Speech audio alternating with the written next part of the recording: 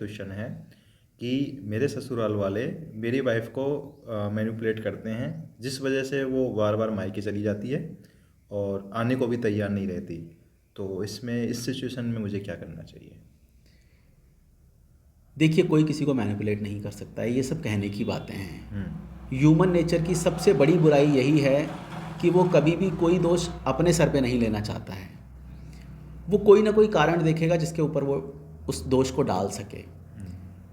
तो एक तो आपके प्यार में कमी है, दूसरा कहीं ना कहीं आपके घर का माहौल पॉजिटिव नहीं है, आपके परिवार वालों की एक्सेप्टेबिलिटी नहीं है उस औरत को लेके, जिस वजह से उसका मन आपके घर में नहीं लग रहा है। और अगर वो आपके घर में कम टिक रही है या बार बार अपने मायके जा रही है, तो कहीं ना कहीं आप उसे आपके घर में वो माहौल देने में असमर्थ रहे, या आप उसे वो एहसास नहीं करा पाए कि ये घर उसका भी है। और एक बात है, जब भी कोई नया इंसान किसी नए घर में जाता है, नए परिवार में जाता है शादी के बाद में, तो थोड़ा समय उसको सेटल डाउन होने में लगता है। अगर आप सोचो कि एक इंसान पहले तो एक जगह से घर छोड़ के आया है, माँ बाप को, अपने कजिन्स को, अपने भाई बहनों को, अपने परिवार को, अपने स्कूल कॉलेज को छोड़ के वो एक दूसरे जगह पे, दूसरे स्थान पे, एक दूसरे परिवार में आया है।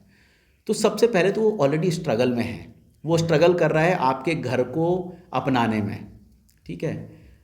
अब अगर आपका घर उसको उसमें हेल्प ना करे, उसको उस चीज़ को अडॉप्ट करने में उसको सपोर्ट ना करे और उसके अगेंस्ट जाए या उसको वो ऐसा माहौल ना प्रोवाइड कराए, तो उसको और समय लगेगा। अब ऐसे समय में जब वो एक ट्रांजिशन फेज में है वो लड़की, आप उससे एक्सपेक्ट करते हो कि वो मैच्योर की तरह व्यवहार करे, आप एक्सपेक्ट करते हो कि वो एक परिपक्व औरत की तरह हर चीज़ में परफेक्ट हो, सबसे अच्छा व्यवहार करे, सबसे अच्छी तरह प्यार से बोले, अच्छा खाना बनाए, सबको अच्छी तरह से संभाले, सबके ताने भी सुने, उसके बाद में जवाब भी ना दे। तो थोड़ा सा उसको समय दो सेटल डाउन होने का, और उसको एहसास कराओ कि ये घर तुम्हारा है, तुम इस घर का हिस्सा हो। जब उस लड़की को ये लगेगा कि ये उसका घर है, ये उसके माँ बाप हैं, ये उसका पति है और उसका हक है इस घर में, तब उसको फिर मायके जाने की नहीं पड़ेगी, तब उसकी इच्छा नहीं होगी अपने मायके वालों से बात करने की।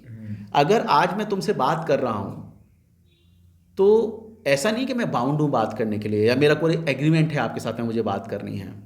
मैं आपसे इसलिए बात कर रहा हूँ क्योंकि मुझे आपसे बात करने का मन कर रहा है। तो अगर वो लड़की अपने मायके वालों से बात कर रही है तो उसका मन कर रहा है उनसे बात करने का, तो उस लड़की का मन आपके घर वालों से बात करने का क्यों नहीं कर रहा है, आपसे बात करने का क्यों नहीं कर रहा है? क्योंकि आप कहीं ना कहीं उसको वो माहौल देने में असमर्थ रहे हो। अगर आप उसको उतना प्यार दे सको, उसकी उतनी केयर कर सको, उसको उतना ज़्यादा अपनेपन में बांध सको, तो उसको ज़रूरत ही नहीं है मायके जाने की, उसको ज़रूरत ही नहीं है अपने भाई बहनों से या अपने कज़िन से बात करने की। तो कहीं ना कहीं ये कमी आप में है, लेकिन आप उसका दोष नहीं लोगे, आप उसका दोष डालोगे उस लड़की पे। वो लड़की जो अभी मैच्योर भी नहीं है, जिसको दुनियादारी का पता भी नहीं है, जिसको पता ही नहीं कि ससुराल में कैसे बिहेव करते हैं, किस तरह से रहते हैं, कैसे इन लॉज को रिस्पेक्ट करते हैं, तो पहले उसको सेट तो होने दो। आप पहले ही लिस्ट थमा देते हो कि साहब इस तरह से जीना है, इस तरह से रहना है, ऐसा करना है।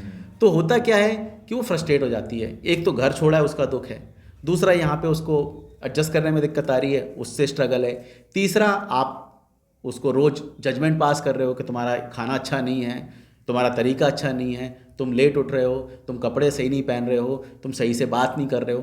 तो वो इंसान इतना कंफ्यूज, इतना परेशान और इतना फुल ऑफ कॉन्फ्लिक्ट्स हो जाता है कि फिर वो थोड़ा डिस्टर्ब हो जाता है।